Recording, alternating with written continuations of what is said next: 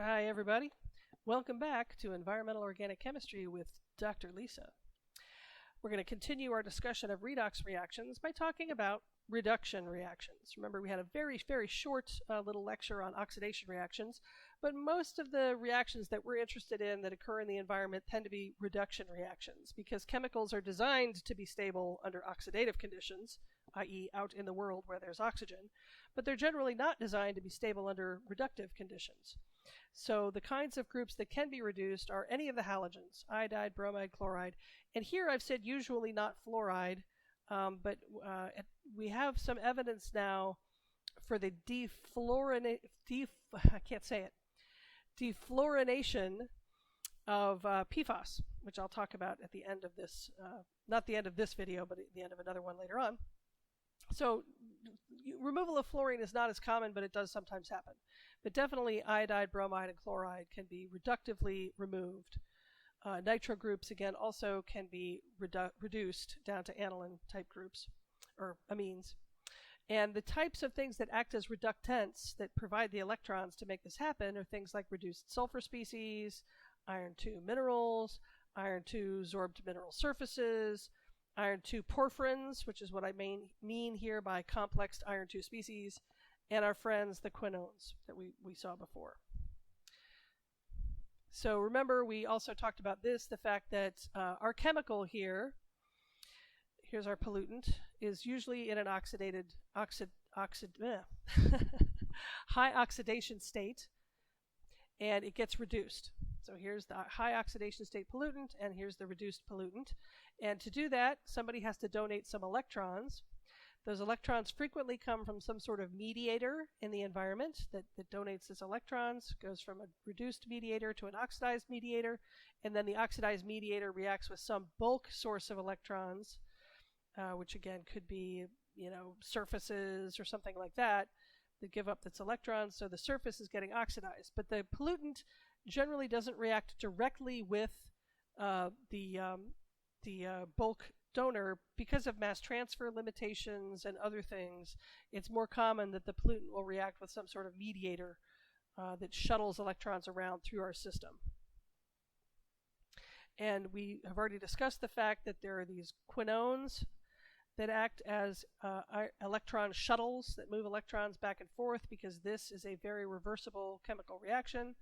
And then here's an example of our iron 2 porphyrin. Here it's iron 3, and here it's in the iron 2 form. So it shuttles electrons back and forth as well.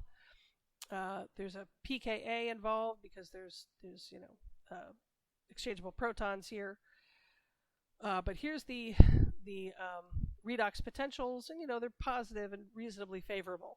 So these things make good redox shuttles. Also, I don't really like the way that this is organized, but here's hydrogen sulfide, and then here's cysteine, which is an amino acid. It also has a favorable redox potential. And then the iron 2 porphyrin is shown here, but it doesn't really have a redox potential given. So here's a table of 1 electron reduction potentials and second order rate constants for the reactions of this juglone, that's this thing, and iron 2 porphyrin, that's this thing, with a series of substituted nitrobenzenes at 25 degrees C. Okay, so they all have the nitrobenzene structure, but then attached to the nitrobenzene they have, in this case, some methyl groups, or a chlorine, or an acetyl group. And they are substituted at the different 2, 3, and 4 positions. And then here's the redox potentials that they've measured, and the rate constants for reactions with juglone and reactions with iron 2 porphyrin. Notice that these are second order rate constants, and you know that by looking at the units per molar per second. And if you plot these, you look at something like this. So here's your redox potential, and here's your rate constant, log of your rate constant, and they're pretty close. They pretty much fall on a nice straight line where there's a very clear relationship between redox potential and the rate of the reaction. Now that's kind of odd, because the redox potential is a thermodynamic parameter that's related to delta G, whereas this is a kinetic parameter, right? And that's weird, because usually there's no relationship between thermodynamics and kinetics.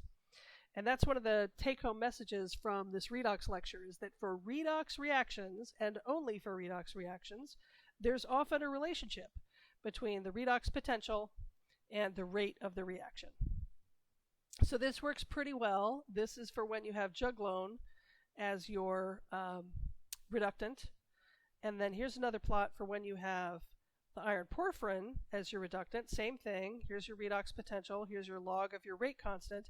And you notice it works pretty well, except for these structures that have the substituent in the 2 position, which is the ortho position.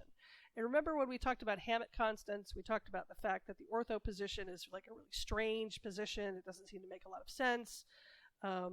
It just behaves differently when things are in the ortho position, largely due to steric effects, but could also be due to proximity effects and intermolecular hydrogen bonding and all kinds of strange things.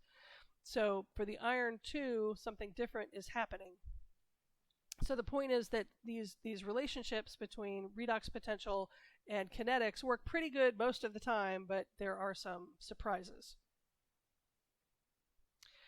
That's what we're going to say today about nitrobenzenes, and the next lecture we'll talk more about reductive dechlorination.